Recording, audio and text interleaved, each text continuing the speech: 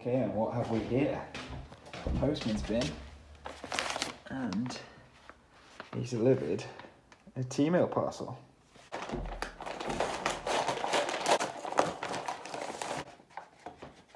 Wow, that is super cool. Put your hands in the soil. My first sample of low carbon lifestyle merch. Very cool. Hello, my name is Tom, and this is a little series about a low carbon lifestyle.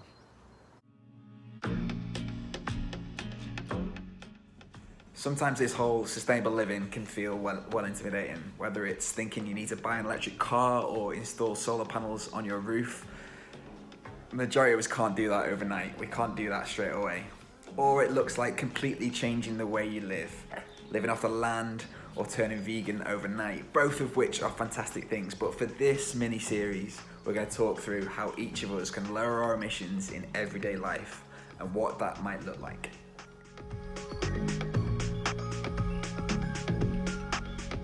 My last couple of episodes have been pretty technology heavy. Today we're going to go back to some thinking more around how we live our lives. And you probably were thinking, why hasn't Tom already talked about this before? He is clearly an expert. Episode 9 is sustainable fashion. You see, the retail world and the fashion world is a massive part of our whole lives. We want to look good, we want to be stylish, we want to have the latest trend, and we want to do all that without breaking the bank. Hands up if you love shopping, if you love the high street, if you love trailing around shops, trying on something new, if you love that buzz of trying to find the perfect item. But what if I said if our consumption and our shopping habit is one of the things that is destroying the planet? The story is that the fashion industry is responsible for around 8% of the world's emissions. That's more than shipping and more than aviation. And if you think about it, emissions linked to fashion are really only a problem in the richest countries where we throw money away at the latest trend. In a report a couple of years back for the C40 cities, 40 of the biggest cities around the world, Arup, the engineering, infrastructure, sustainability consultancy, suggested that in order to respond to the aims of the climate movement, to stick to the limits of the Paris Agreement, and to reduce the risk of catastrophic climate change, we need to reduce the waste in our supply chains, but also reduce the amount of new clothing we buy each year. They set these two targets. They set a progressive target of limiting the number of items of clothing per year to 8 new items of clothing. Okay, fine. Okay, fine, no problem. And they set an ambitious target of 3 new items of clothing per year. Really? Oh, so that's how you're gonna play it. When I heard those targets that are required to reduce consumption-based emissions of those C40 cities, I was pretty confused, I was shocked, and I was fairly speechless. Of course we need to limit the items of clothing, the water, the energy, the time, the fuel, and the CO2 that goes into manufacturing them, to moving them about, even growing the material in the first place. And of course we do need to set ambitious targets, but they were really ambitious. How many new items of clothing have you bought this month?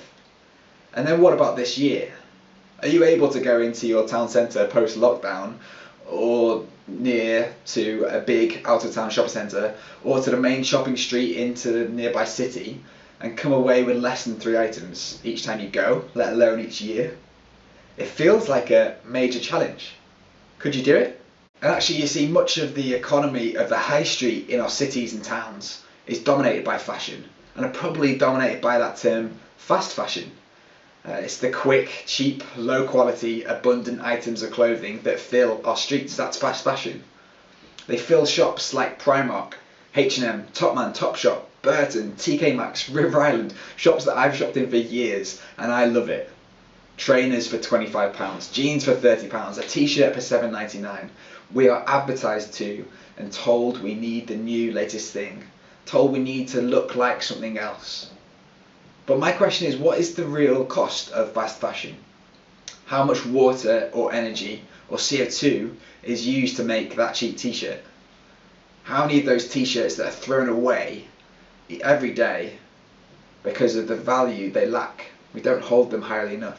And more recently, we've seen the online economy, sites like Boohoo or ASOS, that let us shop from our phones on our sofas, buying a couple of sizes of an item to try on, but giving us free returns so it doesn't cost us any extra. We can buy what we want for as cheap as we want from wherever we want, all without seeing the work, the energy, the resource that goes into making that garment in the first place. And actually, as a side note for a later date, you may have seen the news story in the last few months about Boohoo and their really abusive working practices in the UK, particularly stark during the coronavirus crisis. And you may have seen a few years back the news of the Rana Plaza clothes factory collapse in Bangladesh in 2013. And that fast fashion world is not only risking the future of the climate, but it's abusing the poorest in the process. That needs a whole other vlog or series, and maybe we'll get one day we'll get a low carbon lifestyle meets justice crossover.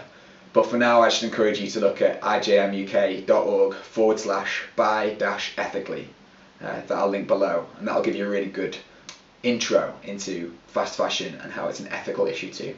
Rather than asking the question how much an item of clothing does cost, I think we should be asking how much should it cost.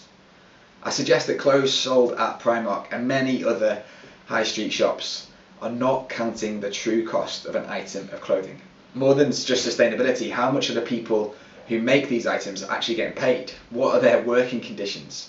And then what are the quality of the materials? Are those materials made sustainably? Okay, so I think I've set out that there's a problem, that fast fashion is responsible for emissions, that we don't value our clothes highly enough, and in the process we risk hurting people all around the world. So what am I proposing? What am I proposing on low carbon lifestyle? I think we need to reduce the number of clothes we buy, to give up our shopaholic addiction. We should be sharing and swapping and reselling all of our clothes. And when we reduce the number of clothes that we buy, we begin to be able to save up to buy better quality. Clothes that last and are high quality, and those clothes can cost more to buy, but where we can, we should buy quality. We should buy once and we should wear it for the rest of our lives. And to keep wearing those clothes, we should repair clothes rather than replace them. Little story for you. When I started my career as an engineer about 8 years ago, I got my first paycheck and I was excited. All of a sudden I had a bit of cash to spend for the first time maybe ever. I started talking to mates about the difference between value and cost, and I spent a silly amount of that first paycheck on a pair of jeans. This pair of jeans. I got ripped. Absolutely ripped shreds, pun intended, ripped jeans. But that ripping I think was only slightly fair.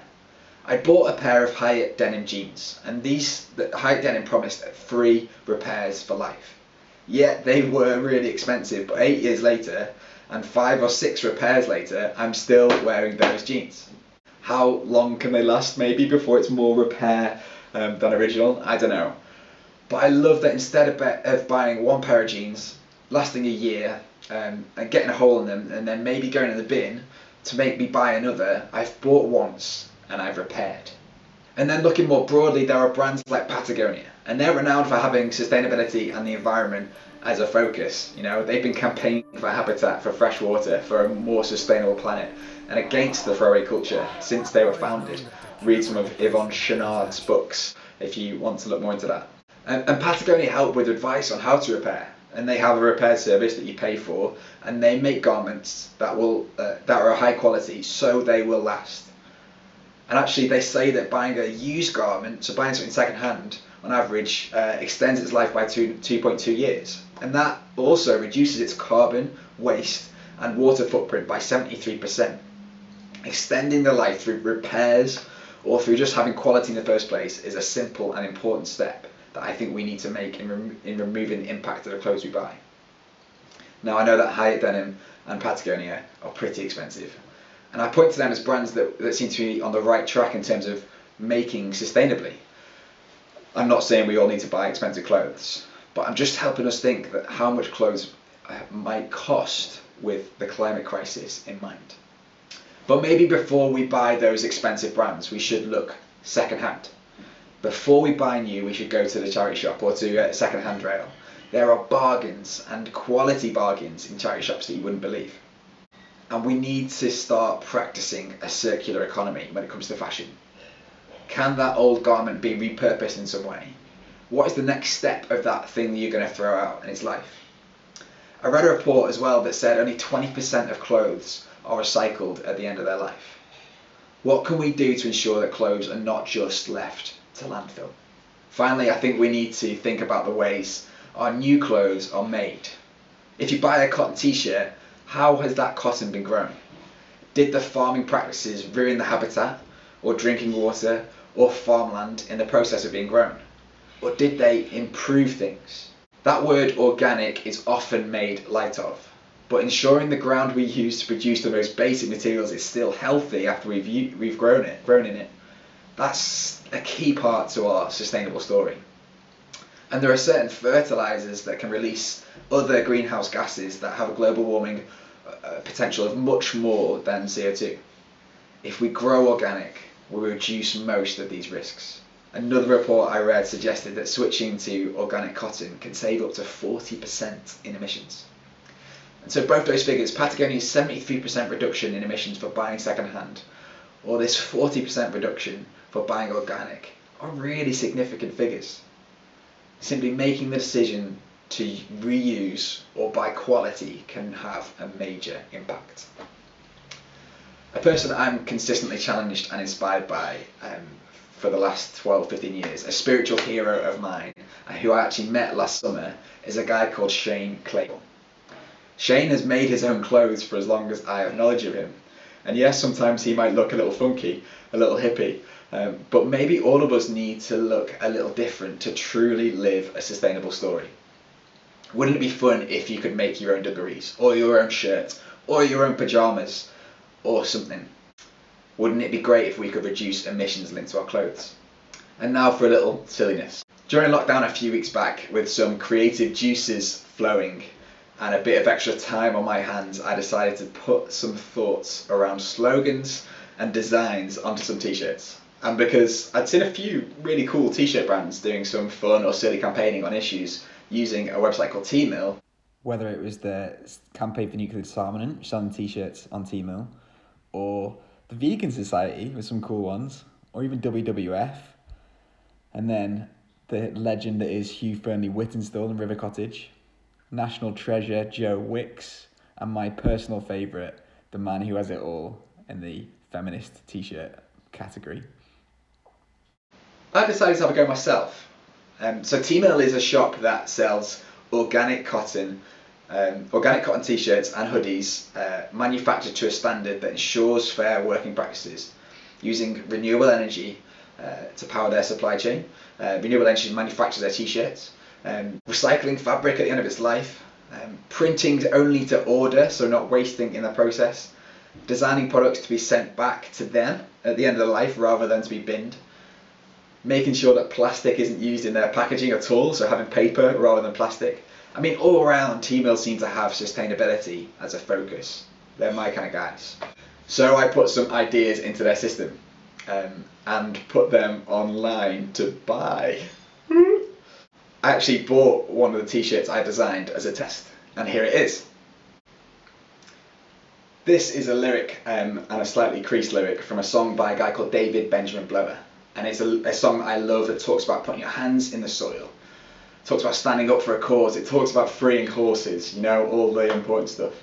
But I really loved that song, and I was even so inspired that I wrote a blog post about it that I'll link below. And now I have a t-shirt with that song lyric on. I kind of love it. I've put 12 t-shirt or hoodie designs up that you could actually buy, and they're t-shirts that I've actually designed. And I don't expect this to make my first million or any money at all, but it's just a little bit of fun to get you thinking. I know they seem a little bit expensive for a t-shirt. On the free version of the site you can't actually set the price, so not my call. But maybe this is what a t-shirt should cost: to grow, manufacture, transport and sell a product sustainably with the climate crisis in mind. Maybe if we want to live sustainably, we have to pay for it. But then coming swiftly back down to earth, my good friend Ant, who's currently starting this community of daily free fitness coaching called 150, again I'll link below, He told me he was thinking about selling merchandise for it, and he said, in conclusion, he said, we don't need any more stuff. Stuff just fills our wardrobes, ends up in landfill and destroys the planet. I'm not going to start selling bobble hats or t-shirts just to get my brand out there.